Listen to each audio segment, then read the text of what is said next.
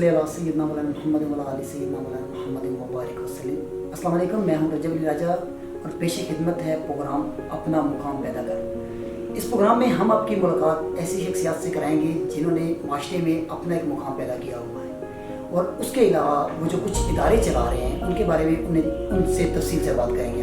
ہمارے ساتھ موجود ہیں جی پروفیسر عامر اختر بٹ صاحب۔ عامر اختر بٹ صاحب کا تعارف یہ ہے کہ جی یہ گلوبل کے سابقہ پرنسپل ہیں اور موجودہ پٹھوار کالج چکری روڈ کیمپس کے پرنسپل ہیں۔ ہم ان سے پوچھیں گے جی کہ یہ اپنے ابتدائی زندگی کے بارے میں بتائیں، اپنا تعلیمی کیریئر اور پرنسپل بننے تک کے سفر کے بارے میں مختصر صاحب کے ساتھ بتائیں گے۔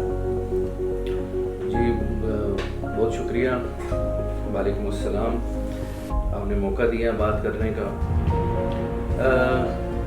رجب بھائی، تعلیمی سفر تو ایک آرڈنری اسٹوڈنٹ کی حیثیت سے سٹارٹ کیا اور گورڈن کالج سے گریجویشن کی، گورنمنٹ کالج اصغر مال سے ماسٹرز کیا اور سر سید کالج میں پڑھانا سٹارٹ کیا 92 جنوری میں، اور وہاں انگریزی میرا مضمون ہے، پڑھانا سٹارٹ کیا اور بہت بڑے بڑے ناموں کے ساتھ پڑھانے کا موقع ملا۔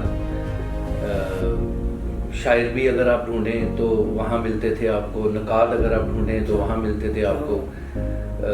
اسلم صاحب مرحوم، بہت مشہور اسلم فاؤنڈیشن کے بانی، وہ وہاں ملتے تھے آپ کو، تو ان کے زیر سایہ رہے، تربیت بھی ہوئی۔ پھر گلوبل کالج میں آ گئے، گلوبل کالج میں ایک مختلف قسم کا تجربہ جو وہاں سیکھا، اس کی امپلیمنٹیشن کی، پرنسپل بنا۔ عثمان صاحب بڑے ایک ایسی شخصیت تھے جو بھانپتے تھے انسان کو، تو انہوں نے موقع دیا گرلز کیمپس میں پرنسپلشپ کی 3 سال، بہت محنت سے کام کیا۔ پھر بوائز کیمپس میں 8 سال کا وقت گزارا۔ پھر اللہ نے ہمت دی، توفیق دی کہ اس ادارے کا آغاز کیا، اور آپ کے سامنے آپ کے علاقے میں چکری روڈ پہ ایک مشن لے کے آئے، تو بس چل رہی ہے۔ سر آپ کے ساتھ مل کر ہمیشہ خوشی ہوئی ہے، مجھے میری 2-3 بتاتے ہیں، بڑا اچھا لگتا ہے۔ سر آپ نے یہ شعبہ کیوں متحد کیا ٹیچنگ؟ وہ شعبہ کیوں نہیں؟ سننے میں آیا کہ آپ ہاکی کے بہت اچھے کھلاڑی ہیں، اس کے بارے میں؟ جی بالکل، ہاکی تو کھیلی بھی ہاکی، اور میں لوگ جو ہاکی کے ساتھ جن کا تعلق رہا ہے، وابستگی رہی ہے، وہ جانتے ہیں مجھے زیادہ تر تو ایک امپائر کی حیثیت سے جانتے ہیں کہ میں نیشنل گریڈ ایک امپائر بھی تھا۔ اور لیکن اوبویسلی جب ٹیچنگ میں آپ یہ سمجھیں کہ میں حادثاتی طور پہ آیا، میں ٹیچر بننا نہیں چاہتا تھا، لیکن وہ رب جو ہے اس نے وہ آپ کو ناکامیوں کے ذریعے، بعض اوقات کامیابیوں کے ذریعے وہ آپ کو اپنی منزل پہ پہنچاتا ہے، لیکن میں شاید ناکامیوں کے ذریعے سے اپنی منزل کی طرف مجھے لے کے گیا کہ جہاں کوشش کی کہ یہاں جانا ہے، اس نے وہاں نہیں جانے دیا۔ مطلب میں ٹیچر کم از کم نہیں بننا چاہتا تھا، تو اس نے مجھے مولڈ کیا، مجھے اس نے اس راستے سے جس میں میں چل رہا تھا اس سے ہٹایا، اور اس نے کہا کہ میں نے تیرے لیے جو سوچا ہوا ہے تو نے وہ کرنا ہے۔ اور میں سر سید کالج میں نے بتایا، میرے والد صاحب کے ایک دوست تھے، انہوں نے وہاں مجھے انٹروڈیوس کروایا، اور وہاں سے جب پڑھانا شروع کیا تو میں بیچ میں ایک دفعہ میں اپنا کاروبار کچھ کرتا تھا، تو بیچ میں ایک دفعہ میں ڈائگریس کر گیا، ہٹ گیا پڑھانے سے، لیکن پھر میں دوبارہ اللہ نے مجھے پڑھانے کی طرف وہ راغب کیا، کاروبار میں نقصان کروا کے۔ میں نے کہا نا جیسے کہ آپ صرف ہمیشہ کامیابی سے نہیں راستہ آپ کو ملتا، منزل ملتی ہے، آپ کو ناکامی کے ذریعے بھی آپ کو منزل ملتی ہے۔ تو یہ بیسیکلی میں اس لیے بتا رہا ہوں کہ جو ہم میں سے کچھ لوگ ناکام سمجھتے ہیں اپنے آپ کو، یا ناکام ہو جاتے ہیں، وہ گھبرائیں نہیں، کیونکہ جو رب نے سوچا ہوا ہے ان کے لیے، وہ اس نے سوچا ہوا کہ میں نے اس بندے کو کہاں لے کے جانا۔ تو وہ سفر جو آپ وہ پوچھ رہے تھے نا کہ اس طرح میں کیسے آیا، تو میں حادثاتی طور پہ آیا۔ تو میں آنے کے بعد مجھے احساس ہوا کہ شاید مجھے اللہ نے یقیناً ایک استاد کی حیثیت سے دیکھنا ہے، اس نے مجھے۔ تو استاد کا بڑا رتبہ ہے معاشرے میں۔ آپ کیا سمجھتے ہیں کہ جو پرانے اسٹوڈنٹ تھے اور آج کے جو اسٹوڈنٹ ہیں، ان میں احترام کا رشتہ وہی ہے یا پرانے اسٹوڈنٹ میں اور آج کے اسٹوڈنٹ میں فرق ہے کچھ؟ دیکھیں، ایک ڈیٹیریوریشن تو معاشرے میں ہے۔ آپ پرانے اساتذہ کی بات کرتے تھے، پرانے اسٹوڈنٹس کی بات کرتے تھے، تو وہ دونوں چیزیں نہیں ملتی ہیں۔ میں یہ نہیں کہوں گا کہ وہ اسٹوڈنٹ وہ نہیں ہے، بچہ تو اسی طرح پیدا ہو رہا ہے، نیچرل پروسیس تو سیم ہے، کہاں آ کے لیک کرتے ہیں۔ پہلے ہمارے والدین کہتے تھے کھلاؤ سونے کا نوالا، دیکھو شیر کی آنکھ، لیکن آج کل آپ سونے کا نوالا کھلاتے ہیں اور شیر کی آنکھ پھر بھی نہیں رکھتے، کیونکہ ہمیں اویئرنیس معذرت کے ساتھ کچھ زیادہ ہی آ گئی ہے۔ ہم اپنے حقوق کے بارے میں تو بہت جانتے ہیں، لیکن ہم اپنے فرائض کو میرے خیال میں آہستہ آہستہ بھولنا شروع ہو گئے۔ ایز اے ٹیچر جو میری ذمہ داری ہے، میں شاید وہ پوری نہیں کر رہا، مجھے کرنی چاہیے۔ سر اس کالج کو بنانے کی بنیادی وجہ کیا ہے؟ اور کالج بہت سے اس ادارے میں اس ایریے میں آ گئے ہیں نا، تو آپ کے کالج کی نمایاں خصوصیات کیا ہیں کہ لوگ آپ کی طرف آئیں؟ اپنی خصوصیات بتانے کے لیے دوسروں کی برائی کرنا بڑا ضروری ہوتا ہے کہ اپنی خصوصیات تو میں بتاؤں نہ بتاؤں، دوسروں کو میں نے لیٹ ڈاؤن ضرور کرنا کہ اس میں یہ خامی ہے۔ جی آپ دیکھیں آپ کا کلچر نارملی معذرت کے ساتھ ونس اگین آپ کا کلچر یہی چل رہا ہے، لیکن مجھے پتا ہے، مجھے لوگوں نے بتایا بھی کہ جی یہ بڑا ٹف سیکٹر ہے، پیئنگ کیپیسٹی نہیں ہے، تو میں پھر کیوں آیا اس طرف؟ کیونکہ جنہوں نے مجھے یہ بتایا کہ پیئنگ کیپیسٹی نہیں ہے، شاید ان کے یہ ذہن میں تھا کہ بڑا سا پیسہ کمانا چاہ رہے ہیں، میں نے اپنا کچن چلانا ہے، گھوڑا کہتے ہیں گھوڑا گھاس سے دوستی کرے گا تو کھائے گا کیا، مجھے فی لینی ہے، لیکن میں نے اس کو جسٹیفائی کرنا ہے۔ رجب بھائی میں آپ کو ایک بات بتاؤں، I am not a business man, مجھے کاروبار کرنا نہیں آتا۔ آپ نے کہا کہ آپ بزنس میں ناکام ہوں؟ میں بالکل بزنس میں ناکام ہوا ہوں، لیکن وہ مجھے ناکام کیا گیا، اور شاید اسی وجہ سے ناکام کیا گیا کہ میں نے مروت بہت وہ شو کی، تو میں نے کہا میں کام ہی کیوں نہ وہ کروں کہ جس میں مروت ہی شو کی جائے۔ تو یہاں آنے کا جو مقصد ہے وہ یہ ہے کہ یہاں کے بچے میں نے دیکھا اس سیکٹر میں رہ کے کہ یہاں سے بچہ صبح نکلتا ہے، بچی پبلک ٹرانسپورٹ پہ، اور وہ اکیڈمی پڑھنے کے بعد شام کو اپنے گھر لوٹتی ہے۔ کیوں؟ اس کے لیے بہت مشکل، اور پھر جو ایکسپینس ہے، پھر جو فٹیگ ہے، تو میں نے یہ سوچا کہ میں کیوں نہ وہ کوالٹی ایجوکیشن یہاں پہ دوں اس سے آدھے پیسوں میں کہ جو وہاں مل رہی ہے۔ میرے پاس پیرنٹ آئے گا، میں اس کو پہلی بات کہتا ہوں کہ جی آپ اپنے بچے کو شام کو اکیڈمی نہیں بھیجیں۔ کیوں؟ کہ میں صبح بھی آپ کے بچے کو پڑھاؤں، میں شام کو بھی آپ کے بچے کو پڑھاؤں۔ پڑھنے کا طریقہ تو سیکھ لیں کہ صبح آپ نے پڑھنا ہے تو شام کو آپ نے ریویژن کرنی ہے، شام کو اکیڈمی پڑھیں، صبح میرے پاس کالج میں نہ آئیں، صبح ریویژن تو کرو یار۔ تو یہ میرا آپ کو رویہ لگ رہا ہوگا کہ شاید ایک پیور ایجوکیشنسٹ والا رویہ نہیں ہے، ٹھیک ہے، لیکن بات یہ ہے کہ ہم کب تک اس خول میں چھپے رہیں گے کہ جس خول کو جب خول ٹوٹے گا تو اندر سے کیا نکلے گا؟ ہمیں ریئلٹی کو فیس کرنا ہے کہ ہمیں طریقہ کار، ہمیں ایز اے پیرنٹ مجھے ثابت کرنا ہے کہ میں سنجیدہ ہوں، ایز اے ٹیچر مجھے ثابت کرنا ہے میں سنجیدہ ہوں، اور most of all above all else as a student مجھے ثابت کرنا ہے۔ لیکن اسٹوڈنٹ کہتے ہیں تو ہمیں ڈیفینیشن نہیں سمجھ آتی اس بچے کی یا بچی کی۔ طالب علم کہیں، اور جب آپ طلب رکھتے ہیں تو کنویں کے پاس کھڑے ہو کے آپ یہ نہ سمجھیں یا خیال کریں کہ یہ چھلکے گا اور میرے پیاس بجھ جائے گی۔ You have to make an effort, you have to take the initiative. آپ کو ڈول ڈالنا ہے، آرٹ آنا چاہیے اس کو کھینچنے کا، آپ کے بازو میں طاقت ہونی چاہیے، اور پھر آپ پیاس بجھائیں گے۔ سر تعلیم کے ساتھ تربیت کی کتنی اہمیت ہے، اور یہاں پہ وہ تربیت کا آپ نے سیٹ اپ رکھا ہے؟ تعلیم تو دی جا رہی ہے، تربیت کی بہت زیادہ کمی ہے۔ تھوڑا پیچھے چلے جائیں، اولیاء اللہ اٹھائیں، نام دیکھیں ان کے، ان کی تربیت کون تھے؟ ان کی والدہ۔ تربیت آپ دیکھیں نا، میرے نبی صلی اللہ علیہ وسلم کیا تعلیم تھی ان کی؟ آپ خود فرماتے تھے، جبرائیل نے کہا کہ پڑھیے تو آپ نے کہا میں نہیں پڑھ سکتا، تو اب کہاں گئی آپ کی تعلیم؟ تو اللہ نے سب سے پہلے تعلیم تو بعد میں کی، سب سے پہلے کیا کیا؟ تربیت کی۔ تو تربیت کو ہم کیسے بول سکتے ہیں؟ اصل میں ہماری جو مورل ڈیگریڈیشن کا اور جو ایکیڈیمک ڈیٹیریوریشن ہے بیسیکلی، اس میں مسئلہ ہی یہ ہے کہ ہم تربیت بھول گئے ہوئے۔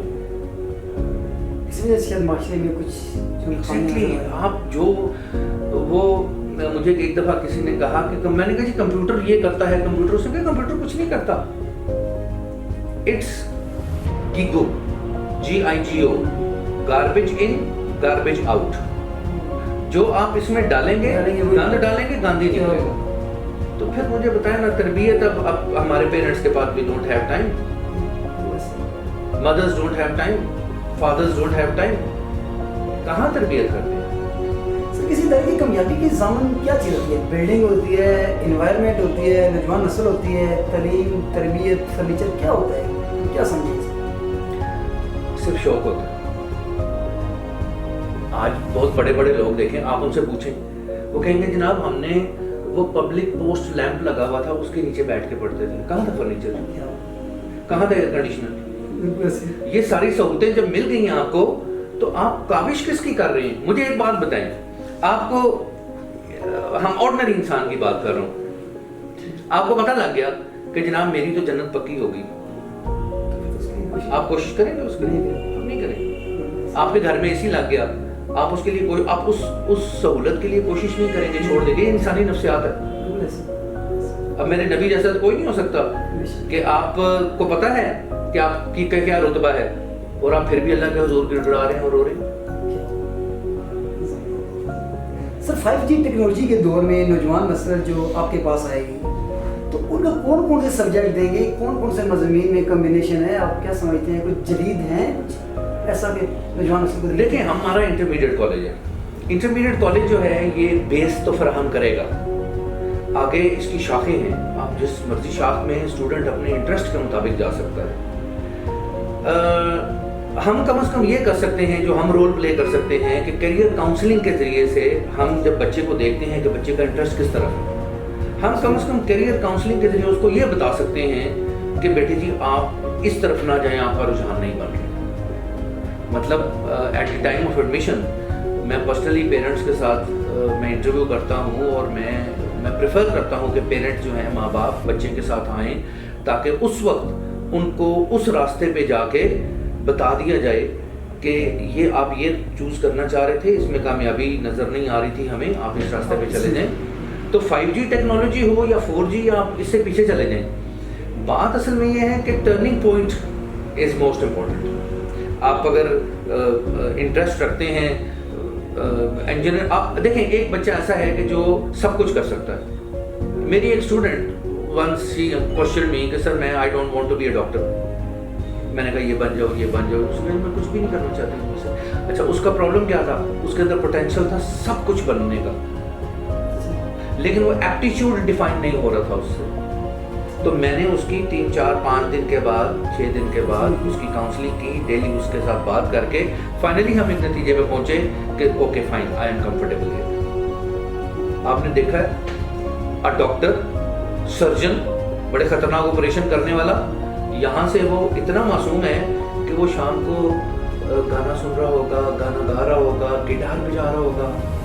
وہ اس کا ایپٹیچیوڈ ہے, وہ اپنے ایپٹیچیوڈ کے ہٹ سے اپنے پروفیشن میں گیا ہوا ہے. تو ہماری کوشش ہے کہ اگر آپ اپنے پروفیشن کو اپنے ایپٹیچیوڈ کے مطابق چوز کریں تو آپ کامیابی زیادہ بہتر طریقے سے کامیابی سمیٹ سکتے ہیں. سر اتنا سا 28-23 سال آپ کو ہو گئے ہیں تعلیمی سفر میں, ہزاروں شاگرد ہوں گے, آپ کے علاقوں میں پہنچ گئے ہوں گے, آگے شاگرد ہوں گے, تو کوئی ایسا شاگرد جو آپ جس پہ آپ فخر کر سکیں, یا مستقبل میں کوئی ایسا پلان ہے کہ آپ کے ادارے سے نکلا ہوا بچہ کسی بڑے عہدے پہ جائے, جنرل بنے, وزیر اعظم بنے, کوئی بیوروکریٹ بنے, کوئی ایسا پلان یا کوئی ایسا ہے فخر؟ میں رجب بھائی 92 سے پڑھانا شروع کیا, 28 سال تک. اور اگر آپ فوج کے محکمے میں چلے جائیں تو بہت سارے ایسے بھی ہیں جو کرنل کے عہدے سے ریٹائر بھی ہو گئے, کئی ایسے بھی ہیں جو بریگیڈیئرز ہیں اس وقت. اور آپ بینکس میں چلے جائیں تو پریزیڈنٹس اور سینئر وائس پریزیڈنٹس, مطلب ایک میں تو کمپنی ہیڈ وہ جو ہے وہ کنٹری ہیڈ بھی آپ کو ملے گا ہمارے اسٹوڈنٹس میں سے. اگر آپ سیاست میں چلے جائیں تو میرا خیال ہے دوست میرے ہیں, لیکن اسٹوڈنٹ مجھے کوئی خاص نظر نہیں آیا کہ میرا اسٹوڈنٹ کو سیاست میں گیا ہو. لیکن بات صرف یہ ہے کہ DMG گروپ میں چلے جائیں, وہاں ہمارے اسٹوڈنٹس بیٹھے ہوئے ہیں, بینکس میں چلے جائیں, وہاں ہمارے اسٹوڈنٹس بیٹھے ہیں, ڈاکٹرز ہیں. بڑی ایک بات تھی کہ میرا ایک اسٹوڈنٹ, وہ میری آنکھ کا آپریشن ہوا تو اس نے مجھے کہا کہ سر میں نے آپ کی آنکھ کا آپریشن کرنا ہے. میں نے کرنا تھا, آپ نے باہر سے کیوں کروایا؟ میں نے کہا یار تو میرا اسٹوڈنٹ ہے, میں نے تیرے سے آپریشن نہیں کروانا. تو ہی از این آئی اسپیشلسٹ اس وقت. کیا تو ہمارا رجب بھائی ایک باپ کی طرح کا رول ہوتا ہے, ایک باپ کی طرح کا رول ہوتا ہے کہ میرا اسٹوڈنٹ اگر مجھ سے بہتر عہدے پہ ہے, میرا تو کوئی گریڈ نہیں ہے نا, میں تو پرائیویٹ سے سیٹ اپ کی پیداوار ہوں, میرے سے بہتر ہے تو مجھے اس کو دیکھ کے فخر ہو رہا ہے کہ یار ہی از مائی اسٹوڈنٹ. جسٹ لائک جیسے مجھے اپنے بیٹے کو دیکھ کے فخر ہوگا کہ یار یہ میرا بیٹا ہے. تو میں اگر اپنے اسٹوڈنٹ کو اپنا بیٹا سمجھتا ہوں تو مجھے ظاہر ہے اس کو دیکھ کے فخر تو ہوگا. سر نوجوان نسل کو کیا نصیحت کرنا چاہیے؟ مخلص رہیں, جو بھی کام کریں. دیکھیں آپ عبادت بھی کرتے ہیں نا تو اس میں خلوص نہیں ہے تو آپ کی عبادت کسی کام کی نہیں ہے, اس میں ریاکاری آ رہی ہے. تو خلوص کے ساتھ آپ جو بھی کرنا چاہتے ہیں اپنا مقام حاصل کر سکتے ہیں. ہاں آپ دیکھیں یہ تعلیم جو ہے نا, اس نے آپ کو صرف روزگار دینا ہے. جو اللہ نے رزق آپ کو لکھا ہوا ہے, یہ تعلیم, یہ میری اپروچ ہے. آئی مے بی رانگ, میرے سننے والے شاید اس سے ایگری نہ کریں, لیکن یہ وہ ذریعہ سیکھ رہے ہیں, مینز کہ جس کے ذریعے سے رزق لینا ہے. ڈاکٹر بن کے لینا ہے, انجینئر بن کے لینا ہے, یا کسی اور شعبے میں جا کے استاد بن کے لینا ہے. یہ وہ رزق وہ کریں, رزق وہی ہے جو اللہ نے ان کا لکھا ہوا. تو اوبیسلی جس بھی چیز میں خلوص شامل ہوگا آپ کو سکون آئے گا. اور یہ خلوص رزق آپ نے چھوڑ کے چلے جانا ادھر, وہ خلوص جو ہے وہ آپ نے ساتھ لے کے جانا. سر آپ نے کہا کہ تعلیم سے رزق آتا ہے, تو میں شاید تھوڑا سا ایگری نہ کروں اس وجہ سے کہ میں دیکھ رہا ہوں کہ یہاں پہ جو ہمارے کچھ ٹائکونز ہیں, جو بڑے بڑے نام ہیں, شاید وہ ان کی ایجوکیشن بھی اتنی خاص نہیں ہے, لیکن وہ اس وقت پاکستان کی سیاست کو دیکھ رہے ہیں, ان کی ڈوریں ہلا رہے ہیں. کیا چاہیے؟ المیہ ہے, لیکن اس میں تھوڑا پیچھے پھر اگر چلے جائیں, کیونکہ میں چیزوں کو رومانٹیسائز کرتا ہوں اکثر اوقات کہ جو گزر گیا وقت, لوگ بھی جو گزر گئے, آپ دیکھیں وہ کتنے پڑھے لکھے تھے لیکن وہ بہت اچھے پولیٹیشینس تھے.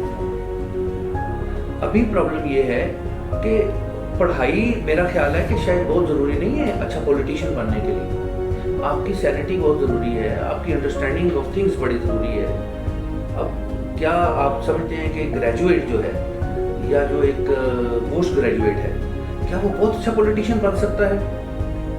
اس کو الف بے نہیں پتا پالیٹکس کی, وہ کیسے پالیٹکس بن سکتا ہے؟ وہ اسٹیٹسمین کیسے بن سکتا ہے بہت اچھا جب اس کو وہ آرگنائزر ہی نہیں ہے؟ سب سے پہلی بات. اچھا تو آرگنائزر ہونے کے لیے مجھے نہیں, میرا نہیں خیال کہ مجھے یہ تعلیم کچھ سکھائے گی.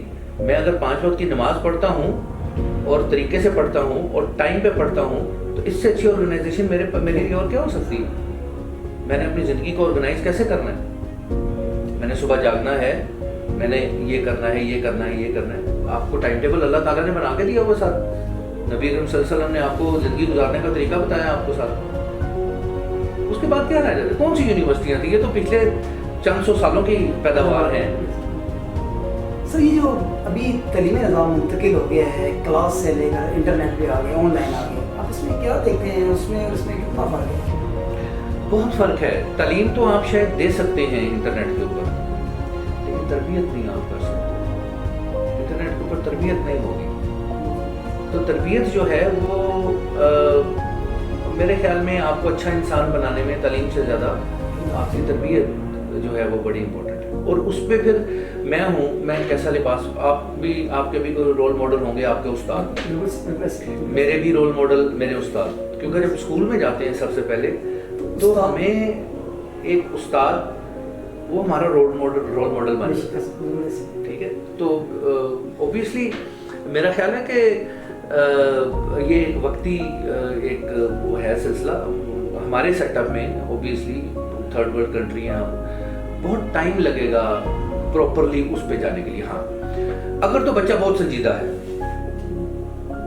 وہ اس کو بتانا نہیں پڑتا کہ تم یہ بیٹھ کے پڑھو, وہاں تک تو ٹھیک ہے. لیکن وہ پرسنٹیج آپ کے پاس بہت کم ہے ان بچوں کی. زیادہ کو آپ کو موٹیویٹ کرنا پڑتا ہے, بٹھا کے اس کے لیے کلاس روم. اور دیکھیں آپ سوشل اینیملز ہیں, बिल्कुल ऐसे मानसिक स्वास्थ्य रहे। ठीक है, आप मुआशरती जो है वो जो ताल्लुक है उससे करके अब हम होते थे, हम शाम को अपने दोस्तों की तरफ चले गए, बीमार हो गए, दोस्त हाल पूछने आ गए।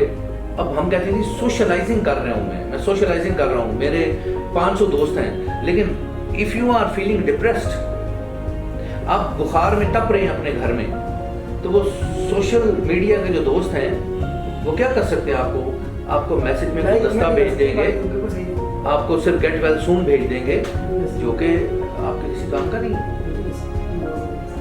फिजिकल कांटेक्ट होगा, कोई आके आपका हाथ पकड़ेगा, सर पे हाथ रखेगा, गपशप लगाएगा, आप ठीक हो जाएंगे, बीमार आधा ठीक हो जाएंगे। सर बहुत शुक्रिया, वाजिश आपका बहुत टाइम लिया, बहुत अच्छा इंटरव्यू रहा। अल्लाह पाक आपको सलामत रखे।